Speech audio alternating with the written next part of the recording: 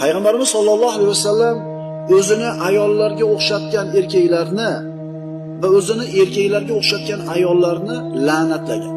Yurish-turishida, qilayotgan qilig'ida, kiyimida, prichoskasida, soch tarashida. Ularni uylaringizdan chiqarib yuboringlar degan Rasululloh sollallohu alayhi vasallam. O'zini ayollarga o'xshatgan erkaklar. Endi o'zini erkaklarga o'xshatgan ayollarchi?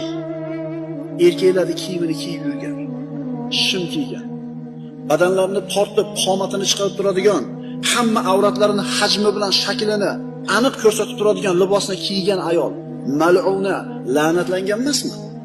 Nimaga shariatimizda uzun kiy, keng kiy deyiladi? Toki boyaga aytayotgandek mahosinlari, ziynati bo'lgan ayolni a'zolari bilinmay turishlik kerak. Lekin ta'assub hozirga kelib turib, ayni ko'z-ko'z qilishlik urfga kirib qolgan. O'zini ayollarga o'xshatgan